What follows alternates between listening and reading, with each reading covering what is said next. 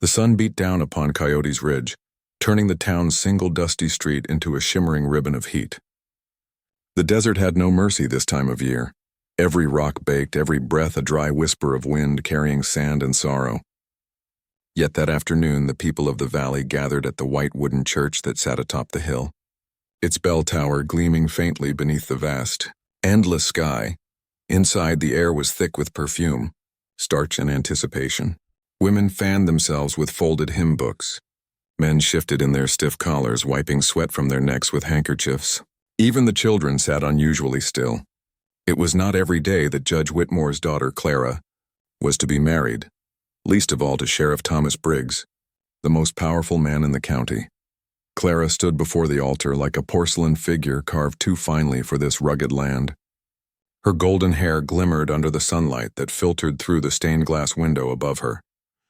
The dress she wore was white satin, sewn in Tucson, shipped all the way from New Orleans, a garment meant for a life of comfort, not the harsh wilderness. Her hands, hidden beneath lace gloves, trembled slightly as she clutched the bouquet of dried lilies. To the onlookers, she was a picture of beauty and grace.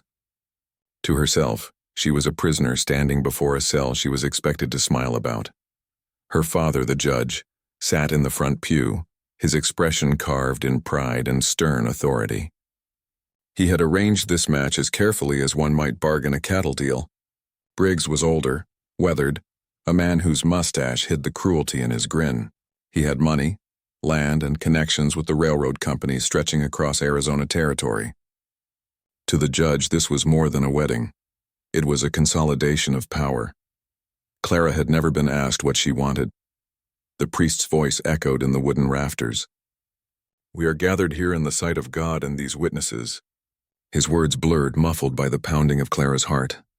She could hear her pulse more clearly than his scripture. And as her gaze drifted toward the narrow windows, she saw the hills rolling far beyond, the same wild ridges where she had once ridden her horse as a girl, chasing the wind before everything had changed, before him. It had been 2 summers ago, a raid on her father's ranch by outlaws seeking silver and whiskey. She had fled into the canyons, terrified, the sound of gunfire echoing behind her. And there, in that unforgiving wilderness, she had met him, Taza, a young Apache warrior whose black hair caught the moonlight and whose eyes saw deeper than any man's ever had. He had found her when she was lost, half-conscious from heat and fear, and carried her to safety beneath the canyon cliffs. She remembered waking to his voice, calm and low, speaking words she didn't understand but somehow felt. In those quiet days after, as he helped her find her way home, something had taken root between them, something wild, dangerous, and beautiful. But it was forbidden. Her father's law called his people savages. The army called them threats. Even her own conscience had fought the feeling, until fighting it became unbearable. When Taza had returned her to the ranch's edge and disappeared into the hills, Clara had whispered after him, "I'll see you again." She never did, until now. The priest's tone changed. The ceremony was nearing its end. If any man here knows just cause why these two should not be joined in holy matrimony, let him speak now or forever hold his peace. The words hung in the air like smoke. Silence. The crowd waited, restless. A bead of sweat rolled down the judge's brow. The sheriff smirked, confident. Clara closed her eyes, feeling the tears press behind her lids. No one would object. No one ever did. And then from outside the church came a distant thunder. Not the rumble of a storm, no. This was sharper, rhythmic. Hoofbeats. Slow at first, then faster, closer. The congregation stirred, heads turning. Someone whispered, "Who's that riding in this heat?" Another muttered, "Sounds like one horse moving fast."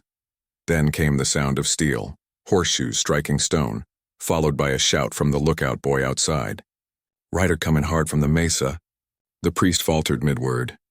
Clara's heart leapt into her throat. The church doors, tall and white with iron hinges, quivered under the impact of a single powerful kick. The hinges groaned and sunlight poured in as the doors burst open wide. A rush of hot wind swept through the pews, scattering petals from Clara's bouquet across the floor.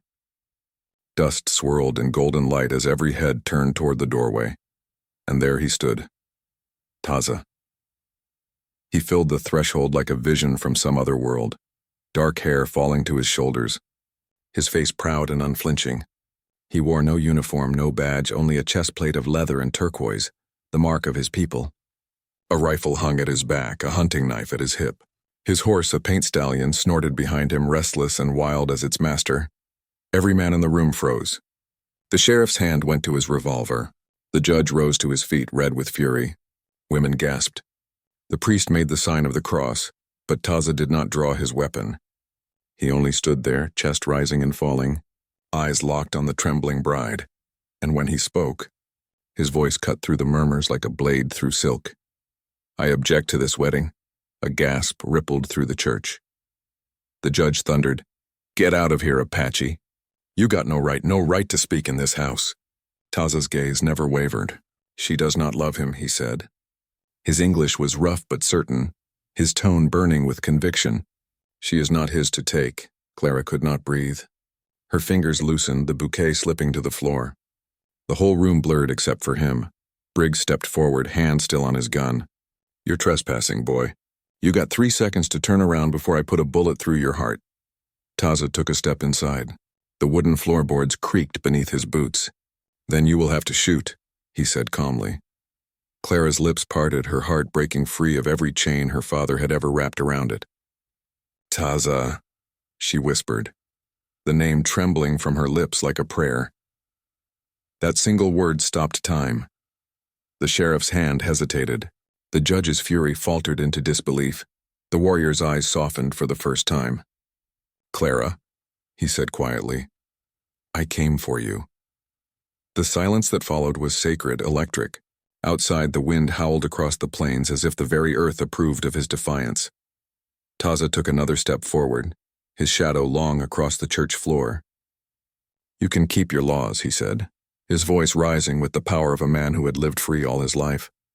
"You can keep your lies, but her heart is mine, and I will not leave without her." A murmur ran through the crowd. Someone stood to protest.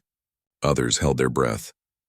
Clara looked at her father, at the man who had dictated every corner of her life, and she saw, for the first time, not authority but fear. And then she looked back at Taza, at the man who had once saved her not only from death, but from the prison of a life unlived. Something within her broke open.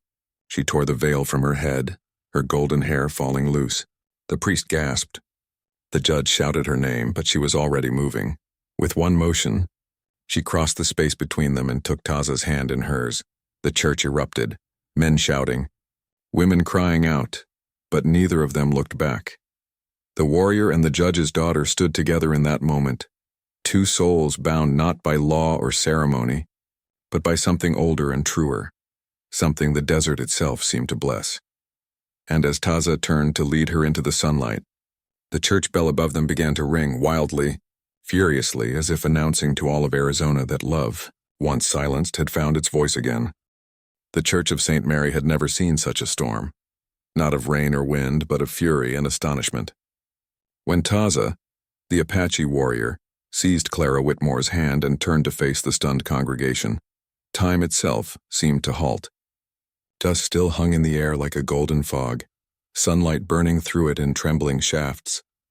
Every man in that room had a gun.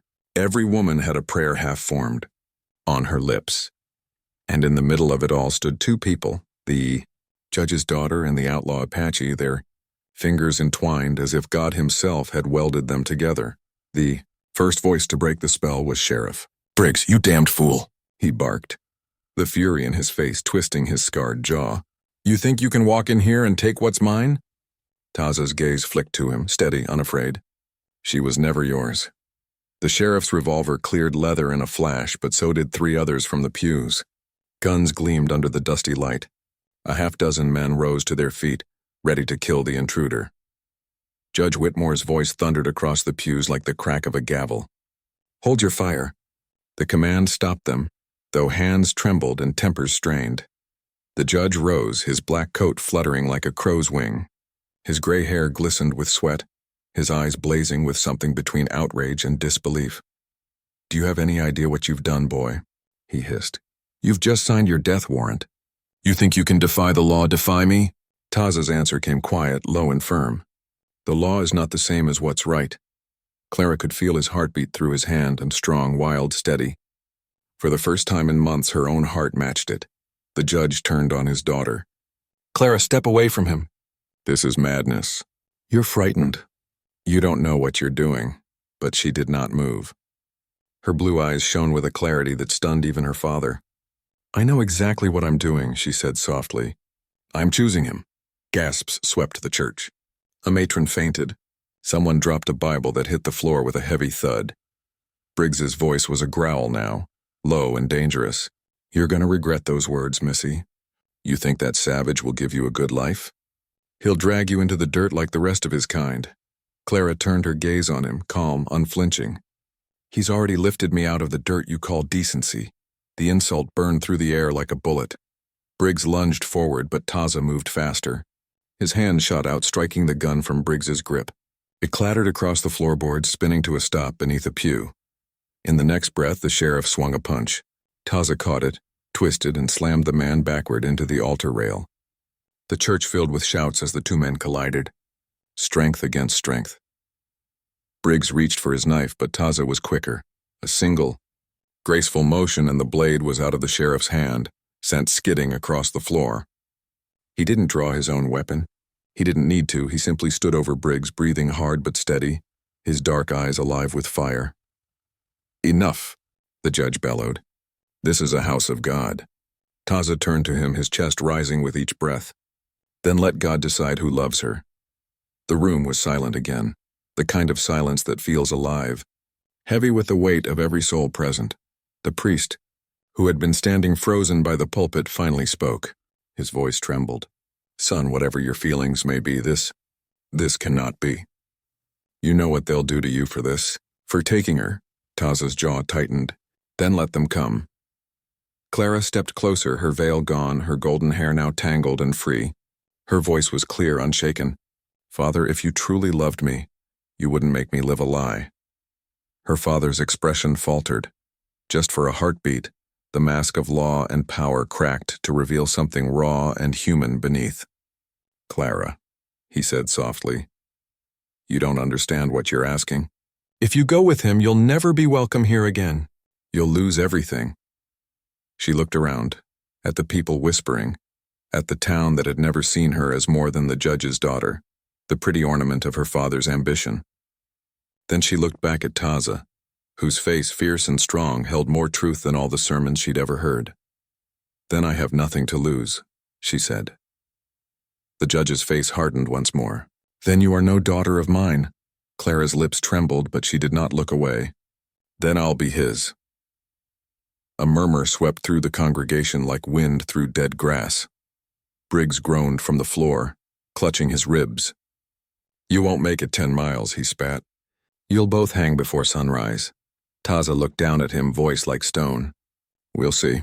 He turned toward the door, but Clara hesitated.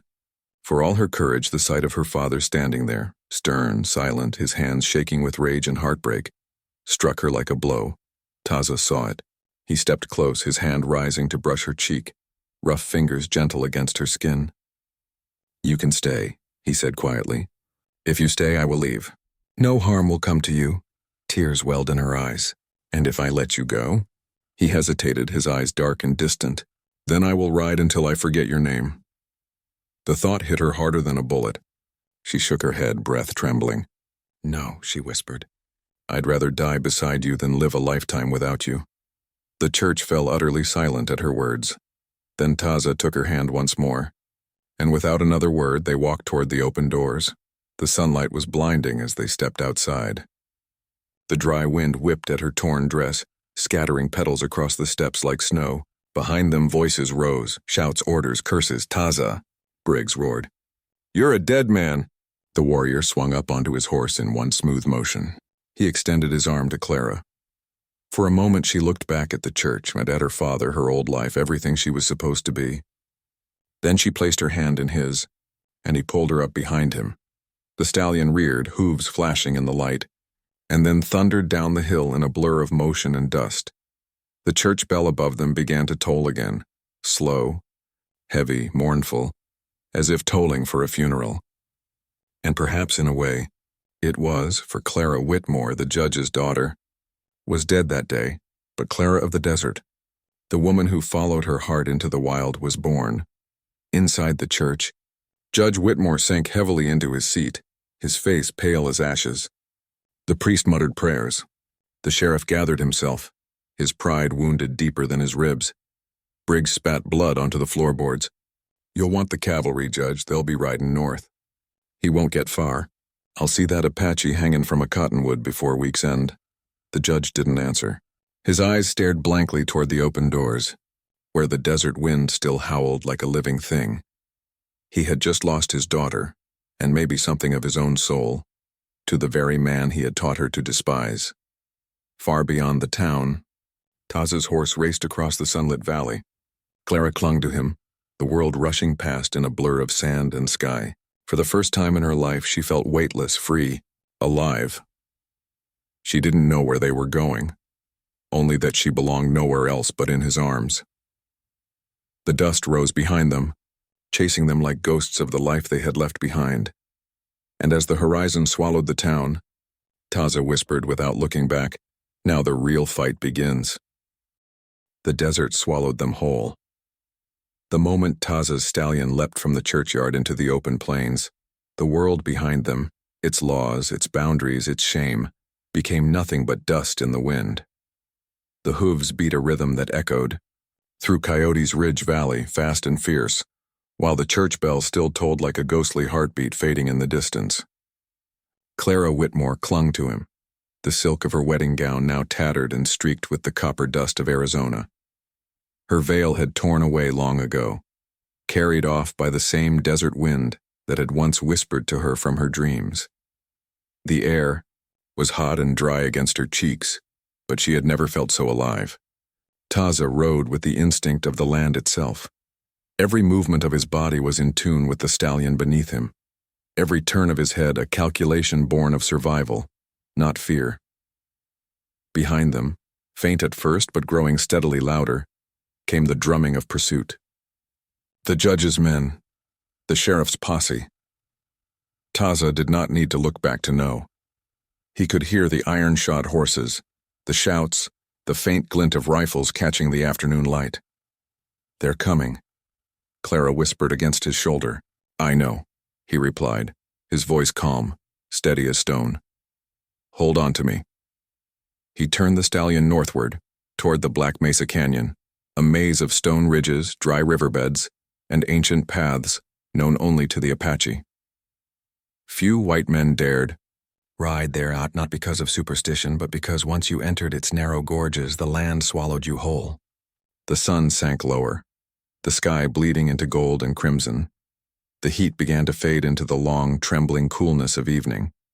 But there was no safety yet. Behind them, a rifle cracked. The bullet hissed through the air, splintering the branch of a mesquite tree beside them. Clara gasped, ducking low against Taza's back. He urged the horse faster, cutting between the dry arroyos. Another shot rang out, then another. Dust erupted around them as bullets struck the ground.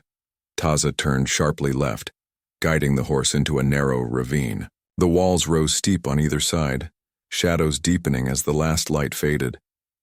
"Are we trapped?" Clara asked, breathless. He shook his head. "There's a pass ahead. They won't follow where the ground turns sharp." "How do you know?"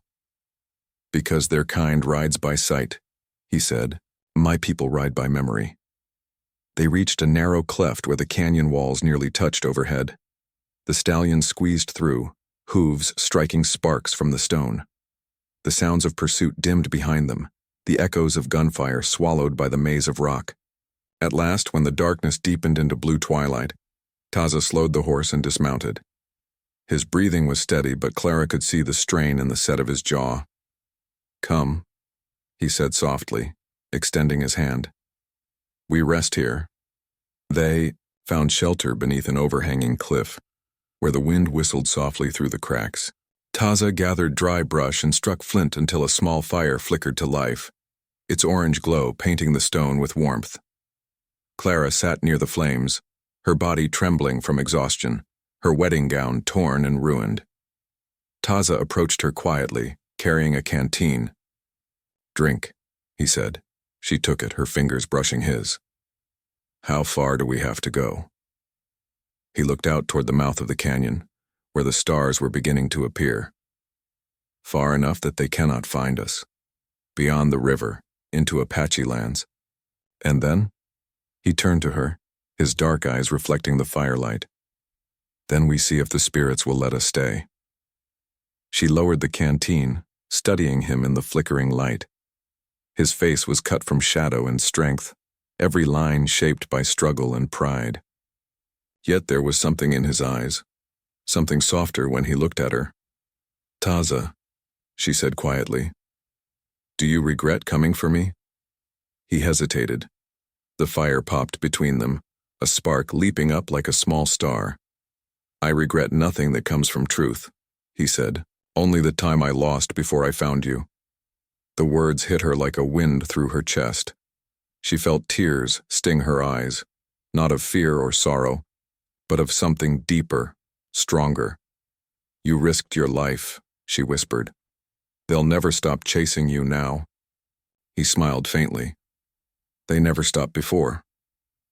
Clara looked down at her hands, then at the ring that still circled her finger, the one Briggs had forced upon her during the rehearsal dinner. Slowly, deliberately, she pulled it off and tossed it into the fire. The gold hissed as it melted in the coals. Taza watched silently, then reached out and took her hand. His thumb traced the pale mark left behind by the ring. Now you are free, he said softly. Free, she echoed, glancing around at the canyon walls that hemmed them in. He shook his head. Freedom is not where you stand. It is what you carry inside. She smiled faintly. Then I suppose I'm learning. For a long time they sat in silence, the desert night alive with the sounds of distant coyotes and whispering wind. The stars burned bright and unending above, a ceiling of silver fire over an ancient world. When Clara began to shiver in the chill, Taza rose and fetched a blanket from his saddlebag. He draped it around her shoulders, then sat beside her. She looked at him, really looked. The lines of his face, the scars that told stories she'd never heard, the strength that came not from arrogance but endurance. Taza, she said softly. When I was little, my mother used to tell me stories about angels. He turned to her, his expression curious. Angels? She said they were men who came to save us when we were lost. She smiled faintly. I think she was right. He shook his head slowly. No, I am no angel. I am a man who has seen too much blood. Maybe, she whispered, but you're the only one who ever saw me. The words hung between them like a confession. He reached out, his hand brushing a lock of her hair from her face. I saw you long before that day at your father's ranch, he said quietly. I watched you ride near the river. You stopped to look at the hawks. You smiled. She blinked, surprised. You were watching me? He nodded. I was told to keep away from the white settlers, but when I saw you, I knew something would happen. The spirits spoke to me that day. And what did they say? That one day I would have to choose between my life and yours. Her heart fluttered. And you chose me. I chose what was right. Their eyes met, and the canyon seemed to hold its breath. The distance between them closed until the fire's glow reflected in both their eyes. When he finally kissed her, it was not with the haste of passion, but the certainty of a promise. One born of two souls who had already risked everything for it. When the night deepened, they lay beneath the open sky side by side, wrapped in the same blanket, the stars glimmering overhead like watchful eyes. But peace was fleeting. At dawn, Taza awoke to the distant sound of horses, faint but unmistakable. He rose, scanning the horizon. A thin trail of smoke rose in the distance, signal fires. He knelt beside Clara, touching her shoulder. We must go, he whispered. She stirred, eyes wide with sleep and worry. Is it them? Yes. He saddled the horse swiftly. They are close. Clara gathered her things, little more than the blanket and her courage. When she climbed onto the stallion behind him, she looked back at the dying embers of their fire. It had burned brightly, beautifully, and now it was gone. As they rode deeper into the labyrinth of the canyons, the sound of pursuit grew louder again. This time it was not just the sheriff's men. Taza could tell by the rhythm of hooves. Cavalry. The U.S. Army was riding after them now. He felt Clara tighten her grip around his waist. "Will they kill us?" she asked. Taza looked ahead, toward the mountains where his people's land began. "Not if the desert loves us more than they hate us," he said. And with that, they vanished into the red stone shadows of Black Mesa, the rising sun casting their figures in gold, a runaway bride and a warrior outlaw, chased by every law of man but protected perhaps by the law of destiny itself. Morning came harsh and red over the jagged horizon. The desert, quiet and ancient, stirred with the movement of men who rode for vengeance. By the time the sun climbed above the mesas, word had spread through every saloon, telegraph office, and ranch for 50 miles. The judge's daughter has been stolen by an Apache. The story changed with every retelling. In one version, Taza had ridden into town with a war party, guns blazing. In another, he'd bewitched the girl with savage charms and carried her off screaming. Only a handful knew the truth, that she had gone willingly, and none of them were ready to believe it. Judge Whitmore sat in his study, the shutters drawn, his pipe cold. The silence of the house gnawed at him. For the first time in his life, power felt meaningless. He had wealth, law, and men at his command, but not his daughter's heart. Sheriff Briggs stood before him, his ribs still bandaged from the fight in the church. His eyes, bloodshot with rage, gleamed like a wolf's. "We ride at noon," Briggs said flatly. "I've wired Fort Lowell. The Army's sending a patrol. If that redskin thinks he can hide in those hills, he's a bigger fool than I thought." The judge said nothing for a long moment, staring at the glass of whiskey in his hand. Finally he spoke, his voice low and hollow. "Bring her back, Sheriff, alive." "If possible," Briggs smirked. "And the Apache?" The judge's answer was like the sound of a coffin lid closing. Dead. Far beyond the town's borders, the world was different. The canyons rose like cathedrals of stone carved by wind and time. Here the air was cleaner, quieter, sacred ground to Taza's people. Taza and Clara rode through those narrow passes, following the silver line of a dry riverbed until the cliffs opened into a hidden valley. There, among mesquite and cottonwood trees, small fires burned and figures moved. Apache families, their camp nestled in the heart of the wilderness. When the pair arrived, the murmurs began. Men and women turned their heads sharply. Children peered from behind their mothers' skirts. A white woman dressed in rags of silk and dust clinging to one of their own. It was a sight no one expected. An elder stepped forward, his face weathered as the mountains. His name was Chato, Taza's uncle and once a respected war chief. "You bring trouble, nephew," Chato said gravely. "The white men will come. They will burn this valley if they find her here." Taza dismounted, helping Clara down. "Then we move north, where they cannot reach." Chato shook his head. "They always reach. The white man's hunger is a river, it eats through everything." He turned his sharp eyes on Clara. "And this woman? Does she understand what follows her?" Clara lifted her chin. Though fear trembled inside her, her voice was steady. "I understand. And I do not run from it." The elder studied her, then looked back to Taza. "You risk all for her?" Taza met his gaze. "I risk what I must. She is mine." After a long silence, the old chief nodded slowly. "Then may the spirits decide if this love brings peace or ruin." Days passed in uneasy peace. The camp moved higher into the hills, into the lands where cactus bloomed red and the air tasted of sage. Clara learned to live among them, not as a guest, but as one of their own. The women taught her to grind maize and weave baskets.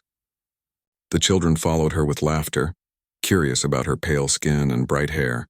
She listened to their stories at night, tales of the wind spirits and the coyote trickster, and she found a strange peace there, a sense of belonging she had never known in her father's grand house.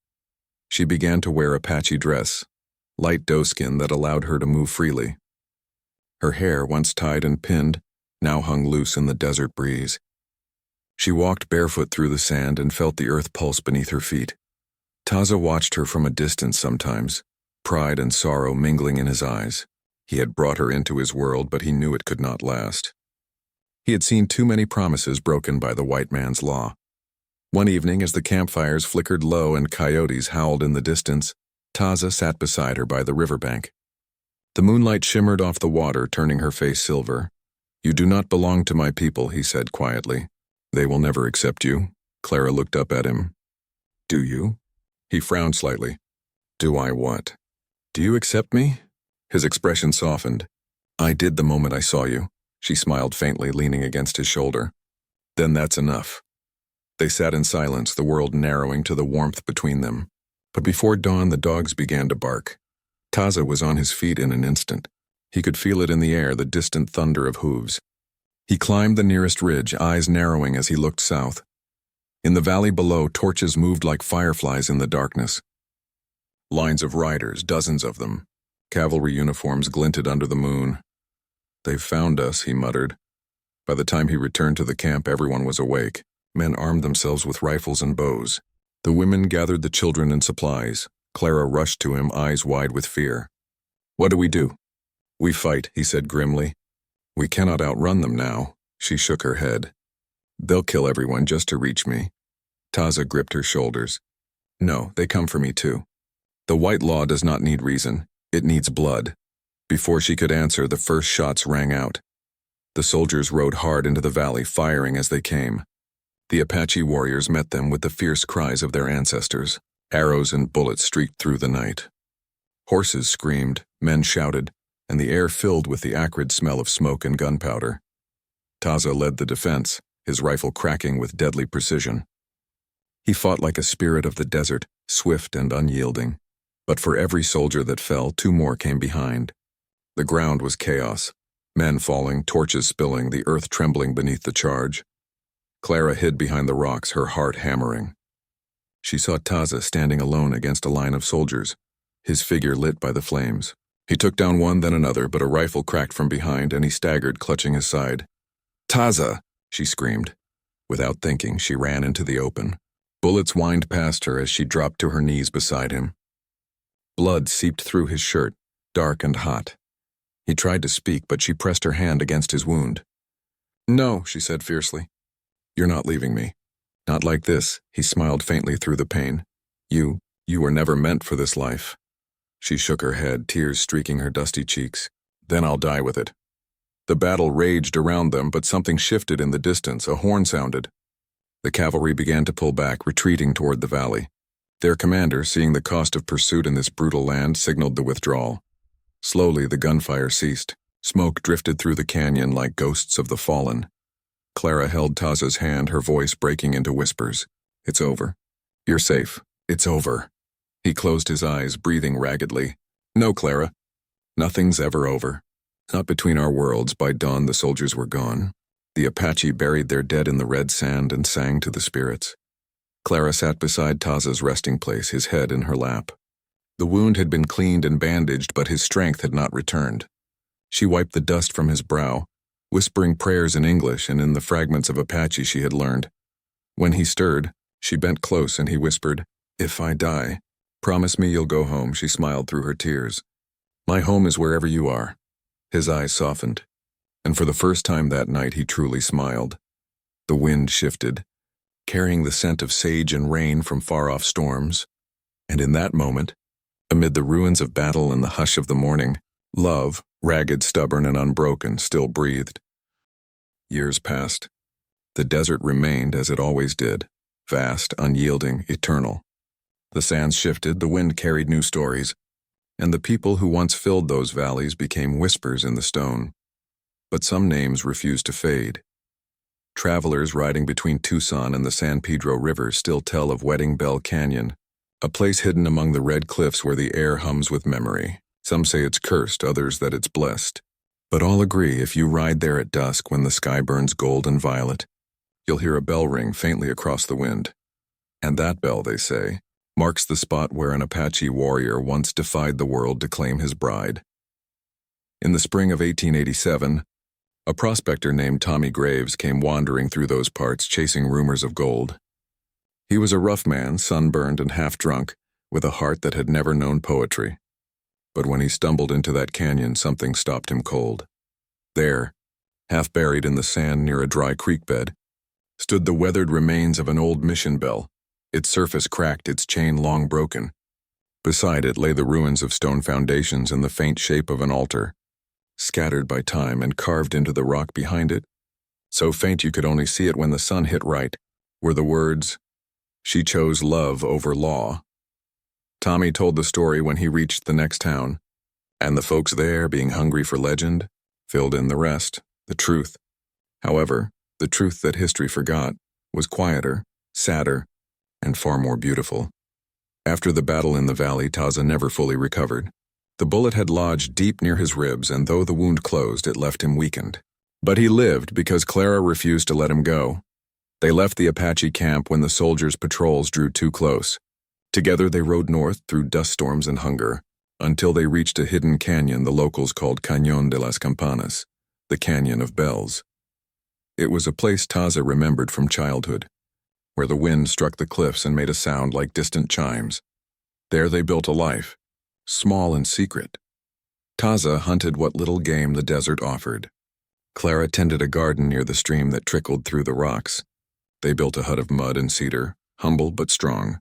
The years passed quietly, the seasons shifting from blazing summer to frost-bitten winter, and love became their only wealth.